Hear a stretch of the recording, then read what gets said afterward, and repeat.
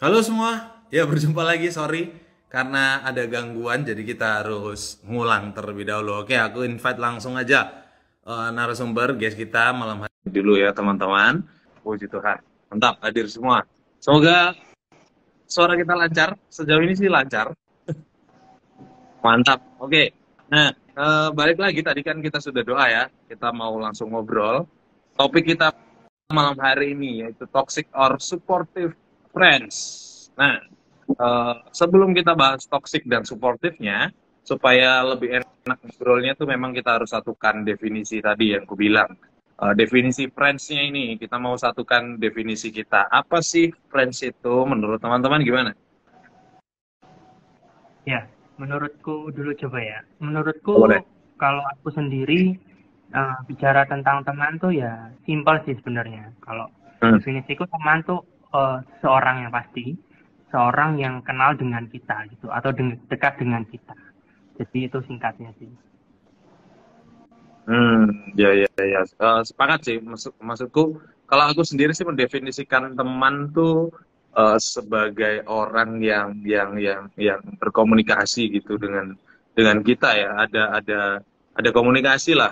Eh, Terlepas dari intensitasnya, tapi yang jelas menurutku sih komunikasi itu yang membuat jadi orang itu terlabel atau terdefinisikan sebagai teman. Itu sih menurutku Kalau gimana Bu Evi? Oke. kalau kalau aku sih ya, kalaupun kita ada komunikasi dengan seseorang gitu ya, kita kenal Hmm. dengan seseorang, tapi terus kita memang nggak ada kepentingan bersama atau nggak ada sesuatu yang apa menjadi minat kita bersama gitu ya, kayaknya juga masih susah dibilang temen ya. Soalnya kalau aku sendiri mendefinisikan teman itu adalah orang yang pernah atau sedang berelasi dengan kita dalam satu kurun waktu tertentu dan juga mungkin kita punya minat bersama, punya perhatian yang sama gitu ya, sehingga apa kita bisa menaruh ini ya, menaruh kekompakan bersama gitu loh, walaupun mungkin nggak selama lamanya ya. Bagiku itu baru teman. Kalau tadi yang dibilang si siapa namanya si Tian itu kayaknya baru kenalan deh ya. Kalau Tere gimana? Iya, bagiku juga gitu ya. Kalau teman itu hanya sekedar bertemu beberapa kali dengan kita gitu. Bahkan Hmm. di komunitas atau di sekolah, di teman sepermainan itu kita pasti sebutnya teman gitu.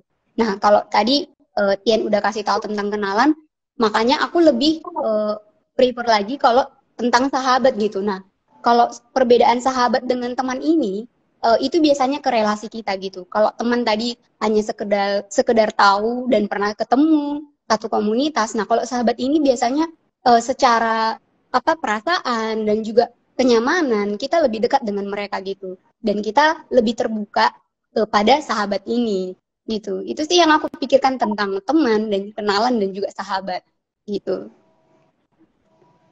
Iya, oke. Oke. Jadi iya, jadi ada perbedaan ya antara teman, kenalan, sama sahabat gitu ya.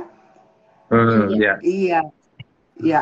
Kalau misalnya, kalau gitu mungkin si Ray bisa ya menyebutkan ciri-ciri teman menurutmu tuh apa sih, Ray? Oke. Kalau aku lihatnya nih ya, berdasarkan ya mungkin pengalamanku sendiri juga, teman dan sahabat tuh ku bedakan gitu. Tapi ciri-cirinya yang ku lihat nih lebih ke intensitas komunikasinya gitu. Aku lihatnya ciri-ciri seberapa sering dia komunikasi gitu, seberapa sering berelasinya atau kontaknya entah komunikasi lewat apapun itu, ketemu langsung atau lewat media sosial, tapi lebih sering ada lah menurutku ya, itu lebih ke sahabat ciri-cirinya kalau selalu ada gitu gitu. Tapi kalau mungkin nggak, jarang komunikasi terus jarang ketemu, menurutku sih itu hanya sebatas teman gitu. Kalau Tere bilang tadi teman sepermainan, jadi kalau jumpanya hanya waktu bermain doang gitu, kalau nggak bermain belajar, itu berarti belum belum sahabat gitu. Itu sih menurutku, Tian. Ya, kalau dariku mungkin ya beberapa hal sih, maksudnya selain tadi intensitas ketemunya gitu, tapi memang dalam apa, dalam hal berelasi juga memang ada beberapa kategori gitu, kayak tadi kan kayak teman ataupun Hmm. kenalan atau sahabat itu memang yang berbeda adalah di bagian seberapa dekat gitu. Nah, ini jadi kayak satu apa namanya, satu pertanyaan juga sih kalau menurut Alkitab tuh kira-kira seperti apa? Atau ada nggak sih tentang teman atau tentang sahabat gitu? Mungkin ada yang tahu dari teman-teman, nanti kalau ada dari teman-teman yang lihat live ini mungkin tahu, bisa sharing juga, karena kita harap juga bukan hanya kita berempat yang berdiskusi, tapi juga teman-teman yang ikut juga Ya. boleh berkomentar. Gimana menurut Kak Tere? Iya, kalau menurutku di dalam Alkitab itu sahabat itu pasti langsung dihubungkan dengan kasih gitu. Aku ingat yang tertulis di Amsal 17 ayat 17 kalau nggak salah ingat. Di situ dikatakan kalau seorang sahabat itu mengasihi setiap saat gitu. Jadi Tuhan mengingatkan kita kalau kita itu mengasihi itu bukan berbicara tentang waktu gitu atau berbicara tentang keadaan, tapi setiap saat dan setiap waktu kita harus terus mengasihi sahabat dan juga tadi yang kita bilang teman gitu. Kalau mungkin tadi kan bahasnya itu di relasinya kita dekat, tapi bukan berarti kita jadi di dalam Alkitab dikatakan kita nggak menggolong-golongkan gitu. Oh ini teman yang seperti ini, atau ini teman yang boleh dekat denganku gitu. Jadi mengasihi tanpa syarat itu sih yang paling diajarkan tentang sahabat atau teman di dalam Alkitab. Gitu sih. Kalau menurut Ray sendiri gimana?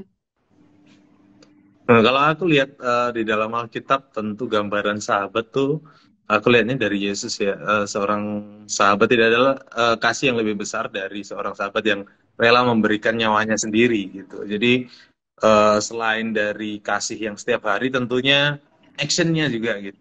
Jadi nggak hanya rasanya, feel-nya gitu, tapi ada tindakan yang dilakukan ya dari Yesus sendiri. Seorang sahabat memposisikan diri jadi seorang sahabat sehingga dia rela berkorban, rela bertindak untuk sahabatnya. Itu sih yang ku lihat ya. Jadi bukan sebatas rasa tapi tindakan. Betul demikian Bu Evi?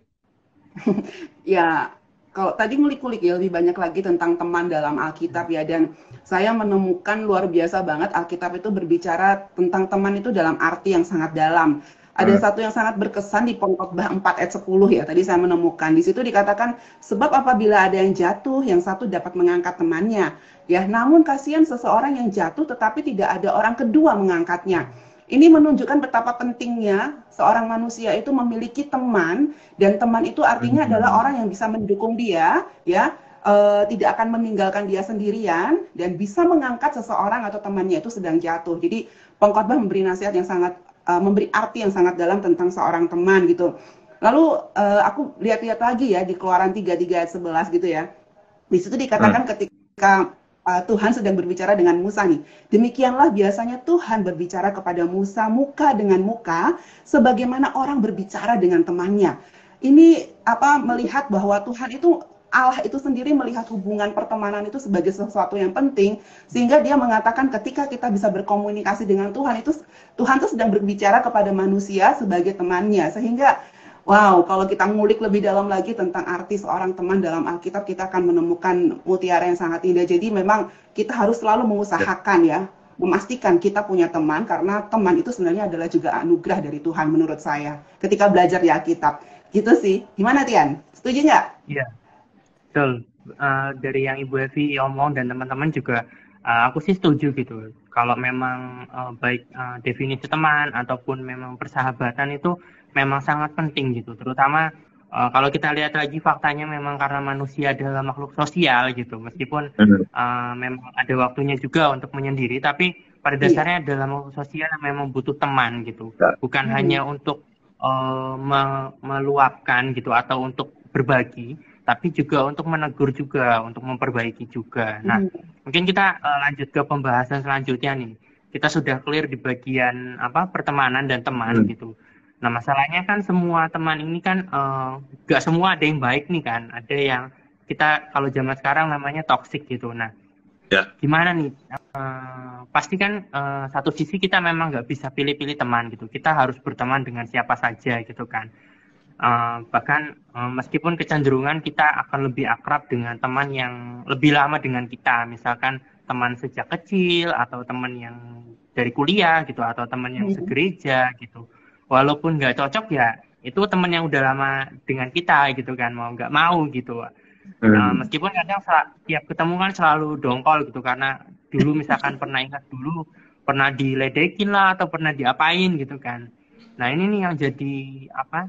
Yang jadi toksik itu ketika kita menggerutu atau ketika kita selalu mengingat masa lalu gitu atau selalu mengingat yang jelek-jelek. Nah, ini yang menjadikan toksik gitu. Nah, gimana menurut teman-teman di sini gitu menanggapi teman yang toksik gitu? Mungkin dari Mbak Evi? Hmm.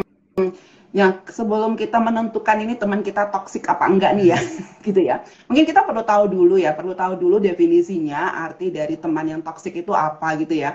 Saya juga mau ngajak teman-teman sih kalau misalnya punya pengalaman tentang teman yang toksik itu seperti apa, silahkan bisa komen ya di kolom komentar, nanti kita bisa belajar bareng-bareng. Ya. Tapi kita juga perlu banyak baca dari buku, mungkin dari artikel atau dengar YouTube ya, di TikTok juga banyak itu bicara tentang toxic friend. Tapi dari semua yang sudah saya baca, saya tonton, dan dari pengalaman saya sendiri ya, aku sendiri belajar bahwa teman yang toksik itu sebenarnya teman yang sama sekali nggak suportif, ya, teman bahkan di situ dengan kasarnya teman yang sama sekali nggak memberi manfaat dalam hidup kita, ya, selalu berulang kali dan selalu hanya menimbulkan emosi negatif ketika kita berelasi dengannya, gitu ya.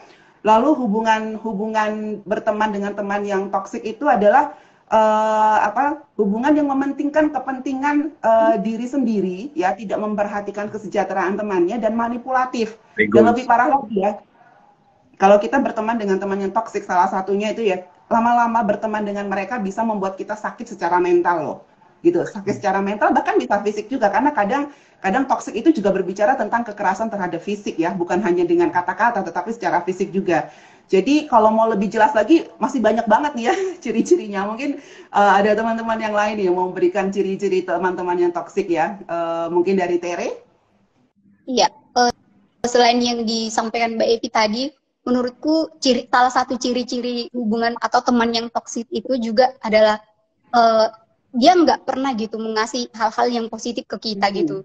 Jadi yang disampaikan ke kita itu negatif terus gitu, nggak membangun kita, malahan membuat kita semakin down gitu kan. Terus itu juga mengontrol yang berlebihan gitu, yang itu juga seringkali tanpa kita sadari, bahkan aku sendiri juga menyadari, oh iya, mengontrol yang berlebihan juga ternyata itu jadi membuat hubungan pertemanan kita itu toksik gitu, dan juga komunikasi yang buruk gitu. Jadi ketika kita merasa komunikasi kita dengan teman kita itu udah nggak baik, kita malah mendiami, nggak kita kasih tahu kesalahannya di mana, malahan kita kita ya biarin aja gitu. Itu kan termasuk toksik juga gitu. Seharusnya kalau kita mengasihi teman kita kasih tahu, oh ya kesalahan kamu di sini, dan kita sama-sama perbaiki gitu. Itu sih. Jadi kemungkinan kita sering menemukan itu gitu. Bahkan di diri kita sendiri juga akan pasti ada gitu ciri-ciri itu gitu. Nah, gimana dengan Ria? Apakah merasa pernah jadi toksik juga?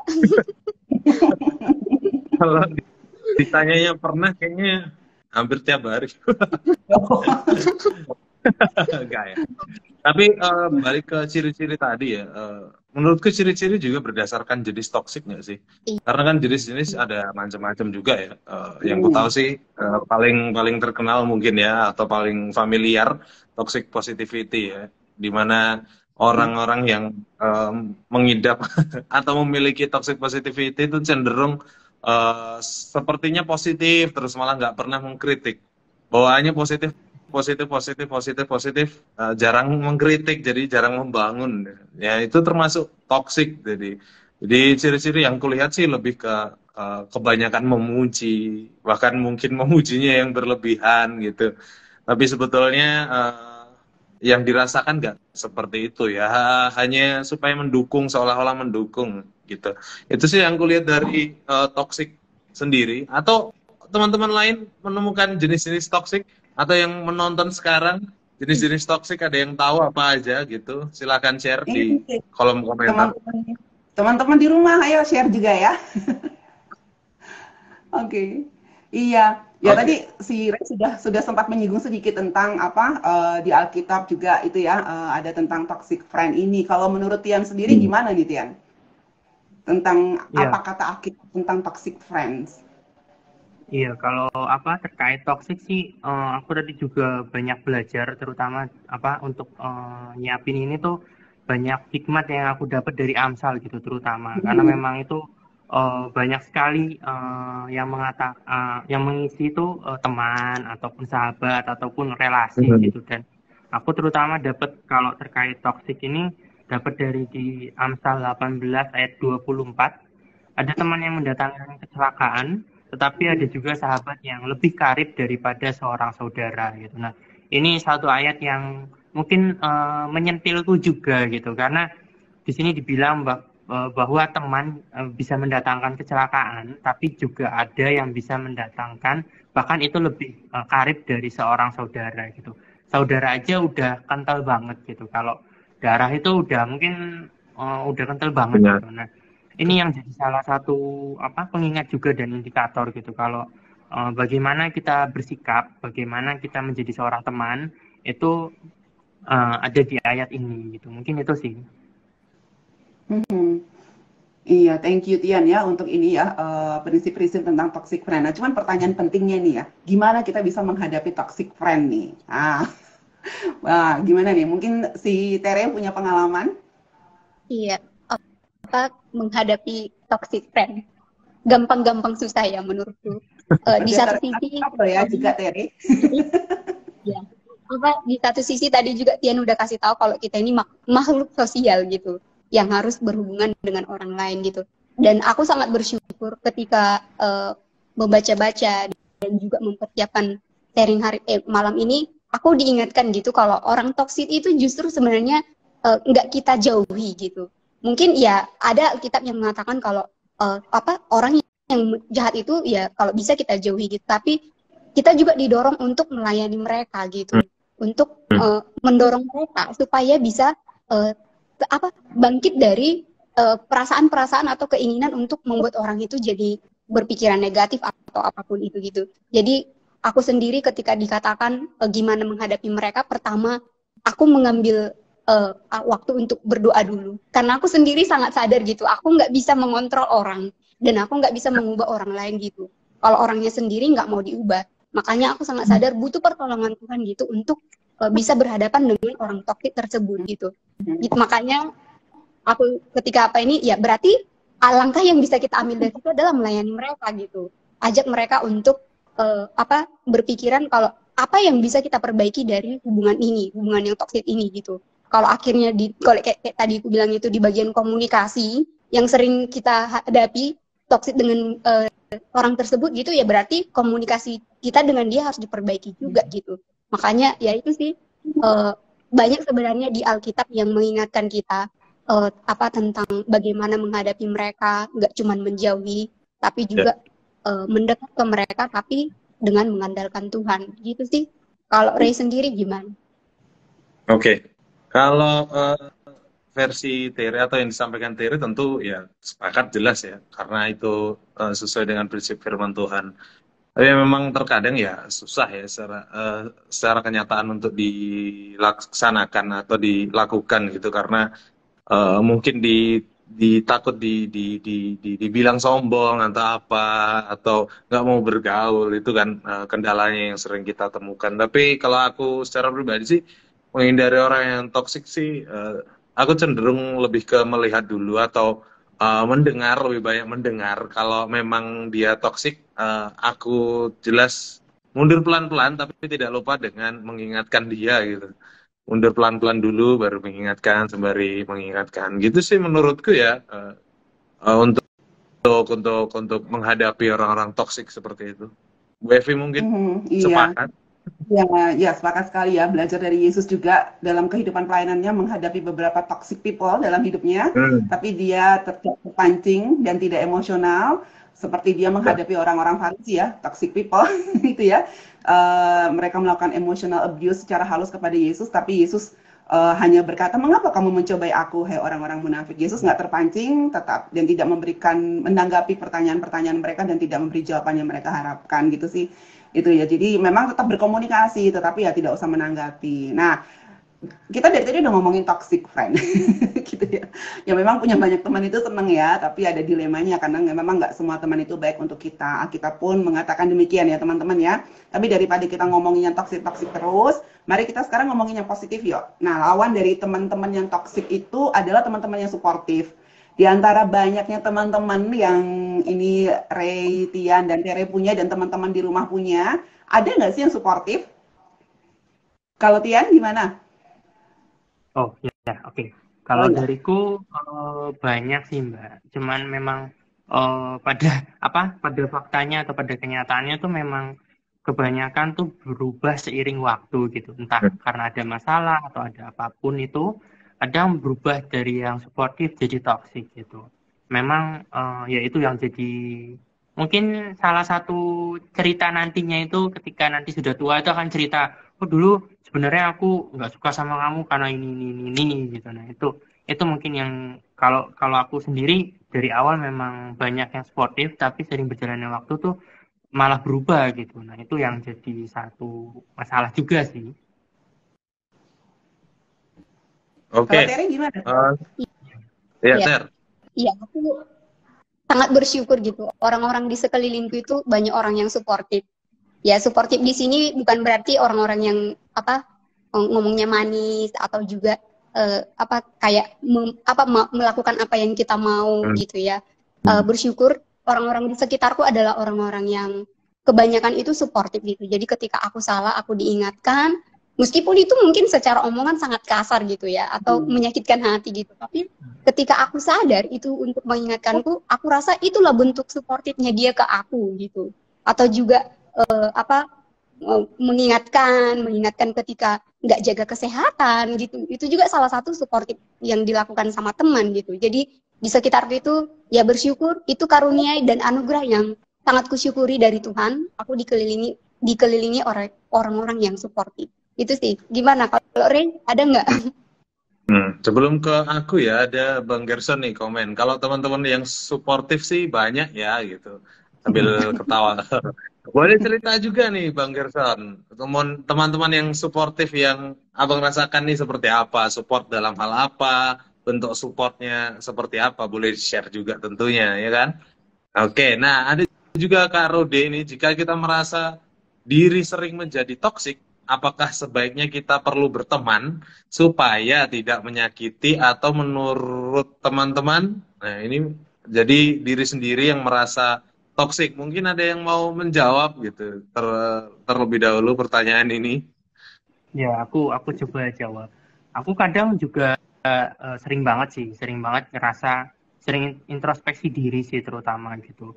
Kadang ya toksik tuh tidak disadari gitu. Kadang entah dari omongan atau dari perilaku gitu. Kadang ya itu yang tadi banyak sekali toksik yang sebenarnya itu karena sifatnya manipulatif kan. Salah satu contoh yang jelek itu adalah toksik yang dibungkus dengan positif gitu. Kayak misalkan udah nggak apa-apa, itu udah hal yang biasa gitu, udah nggak apa-apa. Nah itu kan kayak menolak gitu, padahal seharusnya perasaan buruk, perasaan baik, perasaan apapun itu memang perlu diolah gitu. Nah hal-hal yang kayak gitu yang sebenarnya perlu juga untuk belajar untuk memanage gitu, memanage perasaan, memanage emosi. Kalau tadi pertanyaannya apakah sebaiknya kita tidak perlu berteman, itu menurutku hal yang kurang tepat gitu. Malah harusnya kita mencari teman lebih lagi gitu. Karena kalau tadi kan aku memang dari awal kan sempat bilang juga kalau ada perbedaan tentang kenalan, tentang sahabat, tentang teman. Dan dari situ aku juga belajar gitu bahwa teman tuh meskipun memang kita berteman dengan siapa saja, tapi perlu diri kita sendiri yang mengkategorikan gitu. Apakah ini temannya oke lah, cukup kamu di situ aja gitu. Kayak tadi kan Mbak Evi tempat bilang mention tentang yang orang Farisi, ya Yesus berteman dengan mereka, tapi cukup sampai di situ, gak usah masuk circleku dalam tanda kutip gitu kan. Cukup Yesus dan murid-muridnya gitu kan. Itu sih, jadi jawabanku yang pasti justru harusnya lebih nyari teman lagi, lebih nambah pertemanan, lebih nambah relasi lagi, itu sih. Ya, sepakat sih apa yang dibilang Tian ya. Justru ketika kita merasa mungkin kita sudah sadar bahwa diri kita toksik, justru kita butuh teman yang suportif dalam artian bukan mendukung ketoksikan kita, tetapi yang mendukung kita untuk berubah gitu. Jadi yang support lebih ke hal-hal yang baik. Jadi memang butuh teman seharusnya. Makanya tadi dibilang apakah punya teman yang suportif? Ya jelas punya ya, yang mendukung, yang juga merubah gitu. Nah, ciri-cirinya sih menurutku ya itu bukan hanya memuji dengan berlebih-lebihan, tapi ciri-ciri teman yang suportif itu juga berani untuk menegur bahkan dengan keras, seperti yang Amsal bilang kan, seorang kawan itu memukul dengan maksud yang baik, tapi seorang lawan memeluk dengan pura-pura atau something. Kurang lebih itu yang dibilang Amsal gitu. Jadi ciri-ciri teman yang suportif sendiri sih itu sih menurutku, tetap berani menegur, tetap juga mendukung gitu, hal-hal yang baik. Itu sih. Iya, ya tadi teman-teman bicarain tentang teman yang suportif, bagus-bagus banget gitu ya. Cuman jadi penasaran nih saya, ada nggak sih teman-teman kita yang memang 100% suportif, nggak ada salahnya? Tere, punya nggak? Ya, kalau dibilang benar-benar 100% suportif, tentunya enggak ya gitu ya. Hanya Tuhan Yesus yang benar-benar 100% suportif gitu. Yang tadi aku bilang kadang kita nggak sadar gitu, sedang toksik dengan teman-teman kita gitu. Cuman kan tanggapan kita terhadap hal tersebut gimana gitu ya. Jadi kalau bisa dibilang aku sendiri dari pengalamanku sendiri pasti ada masanya aku merasa sakit gitu, sakit hati dengan temanku atau merasa aduh kok dia nggak mendukungku ya, atau kok dia nggak ada untukku ya, padahal aku lagi butuh dia gitu. Enggak gitu. Tapi tanggapan kita terhadap hal itu gimana gitu ya. Karena kalau kita bilang kayak tadi ada salah satu juga yang aku baca ciri-ciri suportif itu ada selalu ada di saat dibutuhkan gitu. Nah, selalu ada di sini kan bukan berarti kapan aja dia harus ada untukku gitu. Ketika aku lagi lagi sedih, lagi senang, dia harus hadir di sini saat ini juga, bukan gitu gitu. Tapi tahu gitu kondisinya, tahu gimana, terus juga menanyakan keadaannya gimana gitu. Nah, termasuk juga dalam hal berkata jujur gitu. Jujur di sini ya aku yakin manusia juga nggak bisa 100% jujur. Apalagi dengan perasaannya gitu, perasaan sakit, bahagia gitu, enggak. Tapi dia mau terbuka dengan temannya tersebut gitu. Jadi itu yang aku diingatkan lagi tentang supportive friend ini gitu. Makanya aku sadar kita nggak bisa 100% supportive gitu ke teman kita atau orang juga ke kita gitu, timbal balik gitu ya. Dan itu yang semakin mengingatkan kita gitu. Kalau ternyata kita membutuhkan Tuhan gitu, membutuhkan teman gitu yang juga mengingatkan apakah aku udah suportif atau enggak. Makanya kadang ada masa aku bertanya juga ke temanku, menurutmu aku toksik enggak sih? Atau suportif enggak sih gitu. Itu yang jadi mengingatkan gitu, apakah aku udah suportif atau enggak gitu. Itu sih. Kalau Tian gimana? Kalau aku ya tadi sih apa maksudnya kalau terkait 100% suportif atau 100 bahkan 100% toksik tuh kayaknya nggak ada gitu. Nah, jadi malah di sini aku diingatkan dan belajar lagi sih tentang apa hal entah itu mengampuni juga. Tadi kan sempat Mbak Evi mention di pengkhotbah juga kan. Bahkan salah satu indikatornya pertemanan yang baik itu bukan hanya saling mendukung, tapi juga saling mengampuni. Nah itu ini yang apa ya? Aku bisa bilang sangat sulit untuk dilakukan tuh bagian mengampuni gitu. Nah mungkin ini juga jangan spill dulu ya, Tian. Kamu jangan spill dulu tentang mengampuni. Kenapa? Oke. Iya, teman-teman. Iya. Iya nih, soalnya minggu depan ya. Minggu depan ya, Re ya. Kita bahas tentang forgive ya. Kita bahas forgive and forget. Jadi sabar ya. Kita bahas forgive-nya minggu depan.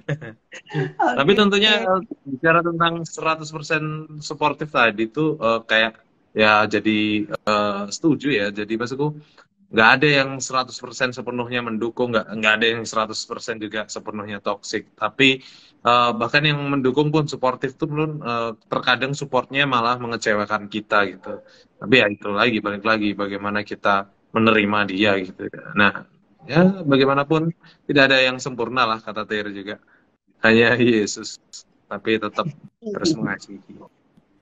Iya, tapi Tapi seperti firman Tuhan katakan, kita juga Tuhan layakkan ya untuk kita juga bisa terus bertumbuh menjadi serupa sempurna seperti Kristus, begitu ya. Jadi dalam hubungan pertemanan, biarlah hubungan pertemanan kita juga bertumbuh ke arah seperti yang Tuhan mau, sehingga pertemanan kita juga menjadi serupa seperti Kristus, menjadi dampak juga bagi teman-teman atau circle-circle yang lain, begitu sih, gitu ya.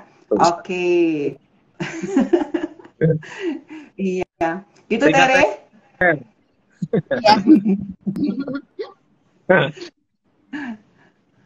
Ya, kalau aku sendiri sangat bersyukur gitu ya, dikelilingi oleh orang-orang yang supporting gitu, kayak yang tadi aku bilang. Bahkan juga di tempat kerja sekarang itu banyak orang-orang yang akhirnya terus mendukung gitu, teman-teman yang mendukung gitu, dan yang terus mengingatkan kita gitu. Nah, mungkin teman-teman bisa sharing gimana gitu mendapatkan teman-teman yang suportif ini. Apakah ada caranya? Gimana, Tian? Aku lagi. Coba Kak Ray duluan.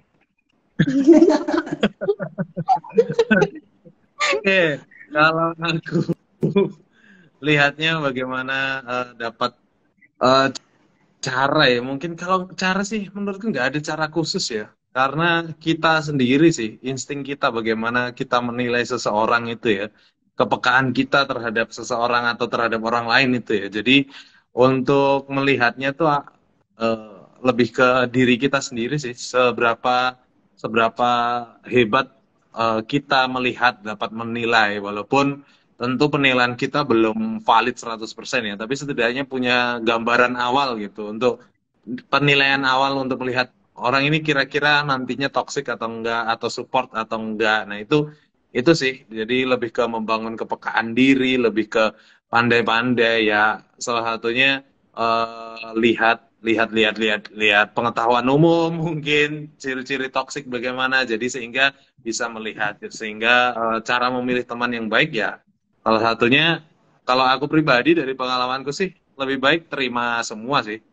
Sambil nanti seperti yang aku bilang tadi, kalau aku pribadi gitu, kalau melihat memang pola pikirnya agak lucu, agak aneh atau bahkan toksik, itu baru aku mundur pelan-pelan. Oh, cukup berteman saja, nggak usah, atau cukup kenalan aja, nggak usah lanjut ke pertemanan bahkan persahabatan. Itu sih menurutku.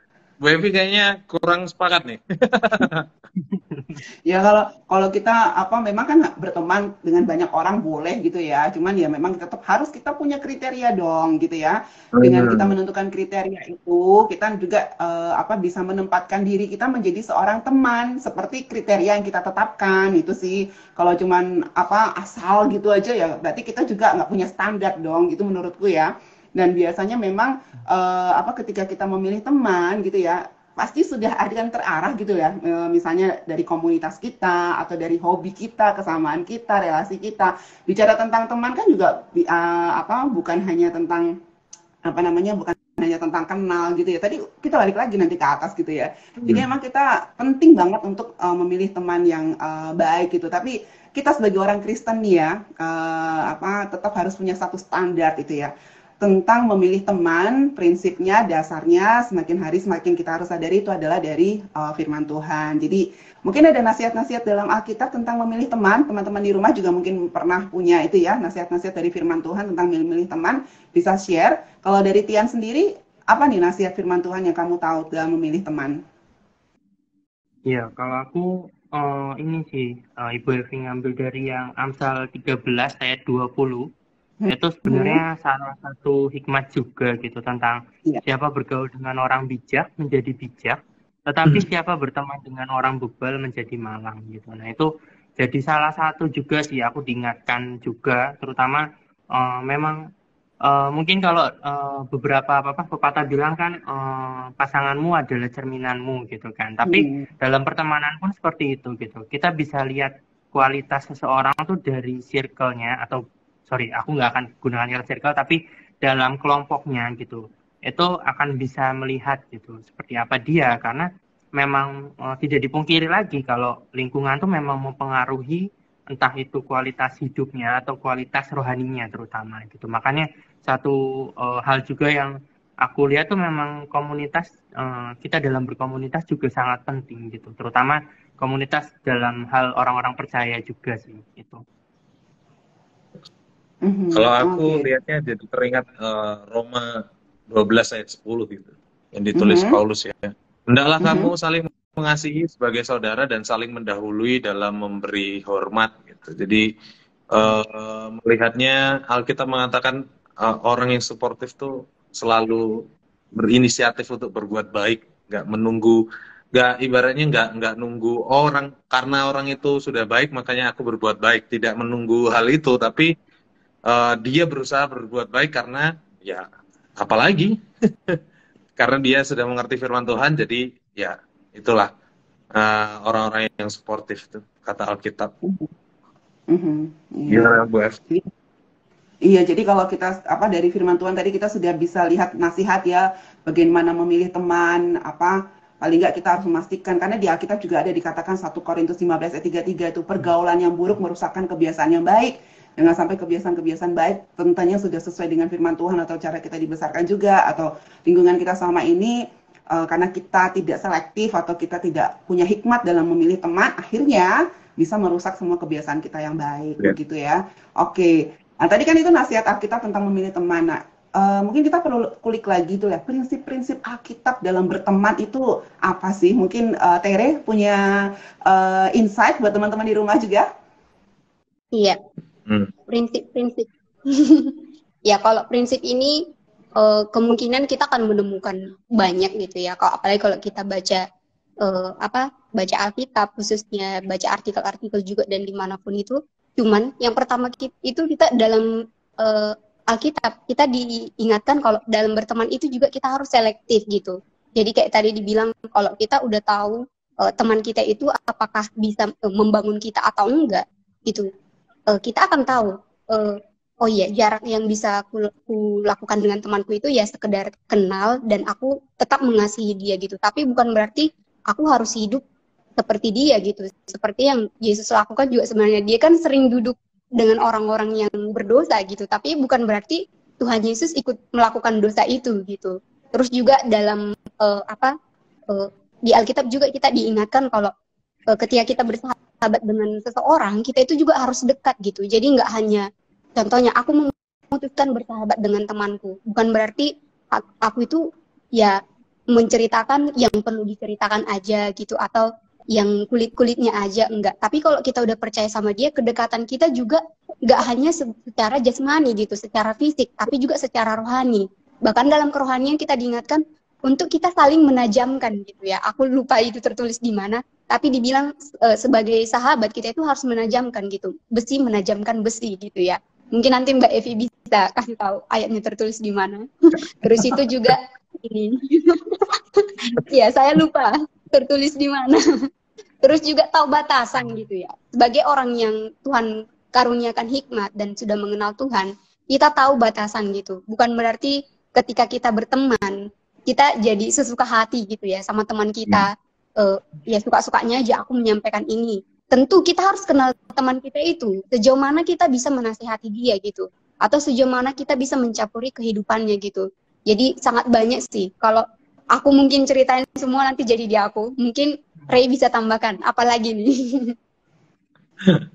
Oke, yang gue ingat sih besi menajamkan besi itu di Amsal ya. Okay. Kalau aku nggak salah ya. Tapi di dalam Alkitab sendiri prinsip-prinsipnya cukup jelas menurutku ya. Khususnya di Filipi 2 itu juga salah satunya ya. Filipi 2, karena itu sempurnalah sukacitaku, hendaklah kamu sepikir, satu hati, satu jiwa, satu tujuan. Dengan tidak mencari kepentingan sendiri dan pujian-pujian yang sia-sia. Jadi sehati sepikir untuk melihat jauh ke depan visi Tuhan, misi Tuhan di dalam diri, sama-sama memuliakan Tuhan, itu menjadi dasar pertemanan sih yang utama ya. Dan juga tentu tidak mementingkan diri sendiri dan puji-pujian semata. Itu menurutku ya.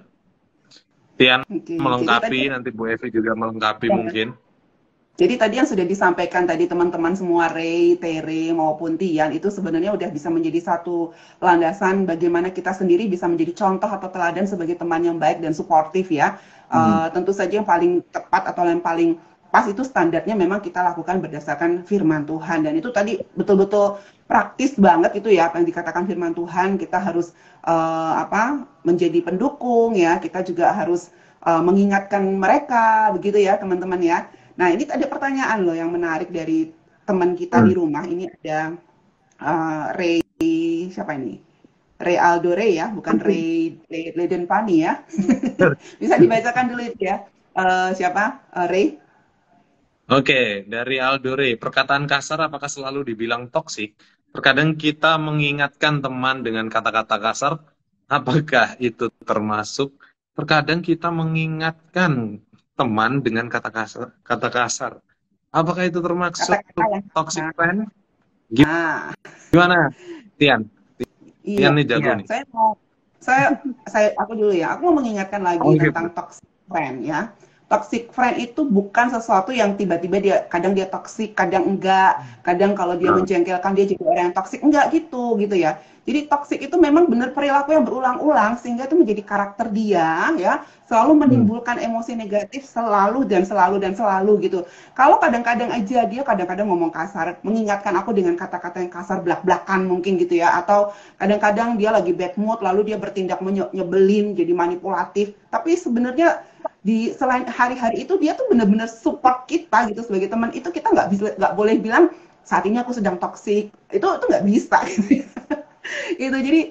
Jadi toksik itu benar-benar kalau dibilang ada beberapa bacaan juga itu sudah menjadi satu penyakit juga bagi dia, dan memang kita harus tolong sebenarnya ya teman-teman yang toxic people atau toxic friend ini gitu. Jadi kalau ada teman-teman yang mengingatkan kita dengan kata mungkin bagi kita kasar, tapi bagi dia kalau nggak kayak gitu caranya tuh kita juga nggak bisa masuk ke pikiran kita gitu ya.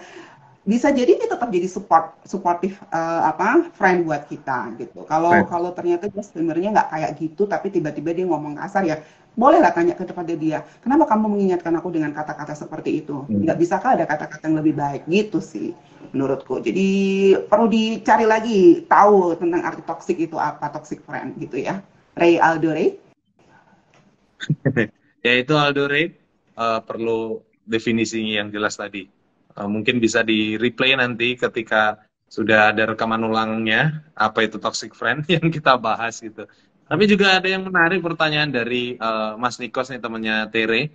Jika kita bertempat tinggal di lingkungan yang toksik, apakah kita perlu pindah rumah agar terhindar dari lingkungan yang toksik? Ether. Ya. Ya tadi aku udah jelasin juga ya, kalau kita makhluk sosial gitu. Nggak mungkin karena kita menemukan teman yang toksik, akhirnya kita pindah. Dimanapun kita pasti akan menemukan seseorang yang toksik gitu ya. Jadi nanti kalau di rumah ini dia menemukannya pindah lagi, kan nggak mungkin gitu ya. Modalnya gede. Kenalin. Iya. Berarti butuh biaya besar gitu ya untuk terus pindah-pindah karena menemukan orang yang toksik gitu. Bukan gitu prinsipnya menurutku ya. Jadi tadi tuh kayak aku bilang, bukan kita nggak bisa menjauhi dia terus gitu. Siapa tahu Tuhan kirimkan dia untuk kita layani gitu. Kita cari tahu kenapa dia akhirnya toksik terus gitu ya. Kalau kita menemukan oh iya ternyata dia butuh pertolongan kita, berarti kita yang harus menolong dia. Bukan berarti kayak yang dibilang sama Kak Nikos harus pindah rumah Kak, enggak gitu. Bukan, jangan ambil sikap yang mau ngambil kenyamanan ya. Itu menurutku ambil kenyamanan, nggak nyaman dengan orang yang toksik ini ya pindah gitu. Kalau akhirnya gitu terus ya masalah nggak akan pernah selesai gitu. Berarti Tuhan ingin kita menghadapi orang tersebut gitu. Doakan, ya aku sendiri juga ini peringatan untukku. Doakan, terus juga ajak komunikasi, dan juga kita giring dia untuk mau berubah gitu. Itu ya. Udah, itu. Justru kalau kebanyakan pindah-pindah kayaknya dia yang toksik. Ya benar. Pertanyakan itu. Gimana Tian? Sepakat ya? Ya, aku sepakat sih. Itu tuh sama halnya ketika ya kalau mau dibilang kan kalau mau pindah kemanapun tetap akan ada orang toksik gitu. Sama halnya juga misalkan kayak ya aku setuju dengan yang Kak Tere bilang gitu tentang justru kepekaan kita diuji di saat seperti itu gitu. Apakah kita melihat orang membutuhkan kita, atau terutama kalau ini fokusnya ke Kristus, apakah benar-benar kita bisa menerapkan kasih gitu kepada tetangga atau kepada teman kita yang memang kalau tadi seperti dibilang toksik ini gitu kan. Malah kalau syukur-syukur kita kalau punya hikmat lebih yang Tuhan kasih ke kita, itu kita bisa merubah lingkungan toksik itu jadi lingkungan yang suportif gitu. Kembali ke lingkungan yang suportif. Mungkin itu kalau banyak kan yang bilang kalau orang jahat terlahir dari orang baik yang disakiti gitu kan. Ini bisa juga gitu, orang toksik lahir dari orang suportif yang sebenarnya mungkin dia punya hal-hal yang hal-hal yang melukai hatinya gitu atau melukai perasaannya gitu, sehingga dia menjadi orang yang toksik gitu. Karena memang parameter toksik tuh luas gitu, bukan hanya dari dia aja tapi dari lingkungan, bahkan atau kalau bisa dibilang mungkin dia punya kepahitan yang dulu-dulu dengan seseorang dan lain sebagainya gitu. Jadi ya itu sih diuji kepekaannya, apakah kita bisa menjadi suportif friends untuk dia, untuk mereka, atau malah kita ikut dengan mereka menjadi toksik gitu. Itu sih. Oke, sepakat, mantap. Thank you, Tian. Nah, nggak terasa nih kita sudah hampir 1 jam, 45 menit lebih kita ngobrol-ngobrol. Kalau kita teruskan nih, bisa sampai jam 10 kita baru selesai, karena menarik, dan tentu makin kita obrolin, makin banyak yang bisa kita kembangkan dalam obrolan kita. Tapi tentunya sayang sekali waktu memang harus berhenti di sini dan memisahkan kita. Nih terakhir nih, masing-masing kita boleh berikan ya semacam penutup closing statement gitulah dari yang termuda terlebih dahulu, Tian. Oh, tak kira saya. Dari Mbak Evi dulu boleh? Dari Bu Evi dulu boleh? Enggak lah, yang muda dulu aja, silahkan. Ya, dari aku, ya ini sih, aku sendiri ketika mempersiapkan ini aku belajar banyak gitu. Bukan hanya kepada diriku, mungkin dari teman-teman juga nanti kalau dapat pelajaran boleh di-share juga di kolom komentar gitu. Kalau dariku secara pribadi mungkin penutupnya kita perlu juga menerima berbagai hal gitu, baik yang negatif ataupun yang positif gitu. Karena ketika kita nggak bisa menerimanya, itu akan jadi toxic positivity gitu, dan itu hal yang kurang baik juga, malah lebih parah dari toxic yang biasa gitu. Dan ini juga yang aku belajar itu tentang kasih juga sih, terutama. Aku ngambil dari yang Amsal 27 ayat ke-5 dan 6, itu terutama mengingatkanku juga tentang teguran yang nyata itu daripada kasih yang lebih baik teguran yang nyata daripada kasih yang tersembunyi.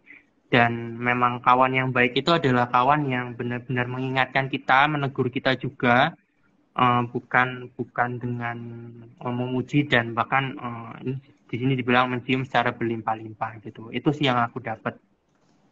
Oke, kalau dariku melihat support dan toxic ini tentunya aku mengembalikan ke diriku sendiri sih, lebih ke gitu. Jadi aku mau pastikan bahwa aku juga bukan orang yang toxic sehingga orang menilai pertemanan dariku sih sebagai orang yang suportif gitu. Aku mau pastikan itu terlebih dahulu sehingga aku juga mendapatkan orang-orang yang suportif tentunya. Harapannya sih gitu.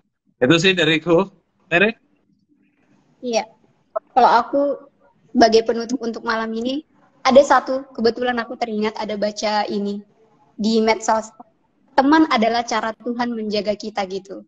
Jadi diingatkan lagi kalau kita itu gak bisa hidup sendiri di dunia ini. Kalau tadi kita udah jelasin tentang toksik dan juga supporting gitu, orang-orang seperti itu pasti ada di sekeliling kita gitu. Nah, gimana cara kita supaya itu jadi cara malah membuat kita semakin bertumbuh? Itulah yang paling penting ya, menurutku, yang perlu kita pikirkan gitu.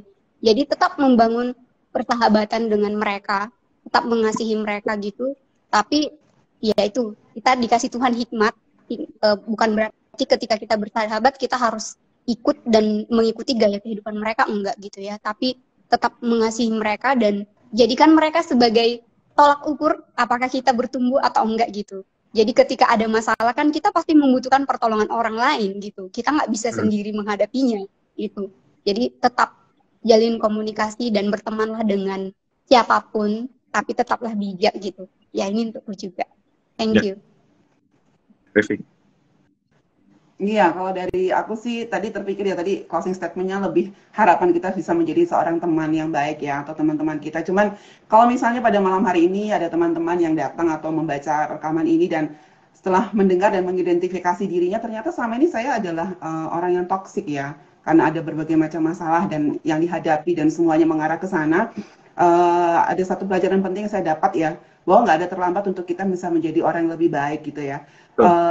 Satu-satunya cara adalah kita datang kepada Tuhan untuk apa ya, untuk menanggapi bagaimana Tuhan ingin kita bisa apa datang kepada Dia dan Dia mau menerima kita apa adanya gitu. Seperti Daud berkata dalam doa pengampunan dan pemulihan, dia berkata, jadikanlah hatiku tahir ya Allah dan perbaharuilah batinku dengan roh yang teguh. Setelah kita diampuni dan dipulihkan, kita adalah pribadi yang telah dibebaskan. Jadi datang kepada Tuhan dan kita akan dapat diubahkannya. Tuhan akan mengubahkan kita menjadi teman yang baik, yang suportif bagi orang lain juga. Dan bagi saya sendiri persahabatan dan pertemanan itu merupakan anugerah dari Tuhan sehingga kita selalu perlu berdoa kepada Tuhan untuk teman-teman kita, sahabat-sahabat kita, bahkan keluarga kita sendiri loh. Mereka adalah teman yang terdekat dengan kita ya. Semoga kita semua ya malam ini menjadi dan diberikan sahabat yang baik dan berdoa juga agar kita dimampukan untuk bisa melayani teman-teman kita yang mungkin saat ini sedang dalam masa-masa yang sulit sehingga menjadikan mereka orang yang toksik. Begitu sih. Amin, thank you banyak semua teman-teman yang sudah ngobrol bareng aku juga, ngobrol kita semua, thank you. Terakhir dari Nikos, mungkin bisa menutup juga, bisa nggak orang yang dari suportif menjadi toksik tetapi lalu menjadi suportif lagi? Seperti yang Bu Evi tadi sudah bilang ya, bahwa tidak ada yang berpindah-pindah, tapi memang itu menjadi karakter gitu. Jadi nggak ada yang sesekali suportif atau sesekali toksik gitu. Oke, thank you semua. Sebentar, saya mau luruskan jawaban kamu, Ray. Ya, kita bisa menjadi orang yang suportif, tiba-tiba menjadi lalu menjadi orang yang toksik itu biasa ada proses ya. Kemungkinan ada luka di situ, lalu ada proses mungkin dia sendiri mengalami terpapar oleh lingkungan yang toksik sehingga juga menjadikan dia yang orang yang toksik itu bisa, ya, dia bisa. Gitu ya. Tetapi lalu dia bisa berubah lagi menjadi orang suportif, itu juga bisa. Banyak sekali pengalaman saya dengan teman-teman saya seperti itu. Dia bisa berubah kembali menjadi orang suportif itu karena pertolongan Tuhan. Itu saja. Roh Kudus yang mengubah dia, sulit perjalanannya, sulit prosesnya, tetapi bisa. Gitu ya. Jadi tidak ada yang mustahil di dalam Tuhan. Siap. Thank you, Bu Evi. Sudah melengkapi dan menegaskan sekali lagi. Thank you semua, teman-teman yang sudah join malam hari ini, yang sudah nonton juga. Aku ucapin terima kasih. Silakan Bu Evi menutup kita dalam doa. Oke, mari kita berdoa. Tuhan Yesus, Allah Bapa yang Maha Kasih, kami sungguh bersyukur Tuhan. Untuk malam hari ini kami bisa membahas satu hal yang penting. Yang firman-Mu juga banyak katakan Tuhan. Dan kami juga belajar Tuhan bahwa Engkau juga sungguh menjadikan kami anak-anak-Mu juga teman-Mu. Oleh karena itu Tuhan, tolonglah kami untuk kami bisa menjadi teman yang baik bagi orang-orang yang boleh Engkau pertemukan dengan kami, menjadi sahabat juga bagi orang-orang yang Engkau pertemukan dengan kami. Dan Tuhan, jika saat ini kami juga sedang dalam masalah kesulitan, menghadapi dengan teman kami yang mungkin dalam kami punya hubungan yang beracun di dalam pertemanan kami, atau kami sendiri Tuhan sedang bermasalah dengan karakter kami yang menjadi orang yang mungkin selalu membawa emosi negatif di antara teman-teman kami. Tolonglah kami ya Tuhan.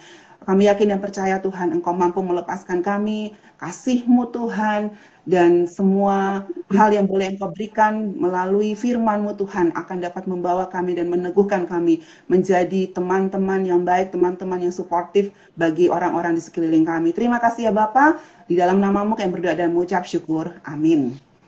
Amin. Thank you banyak semua. Sampai jumpa minggu depan. Thank you semuanya. Yang berkati. Thank you teman-teman yang sudah nonton. Salam IT for God.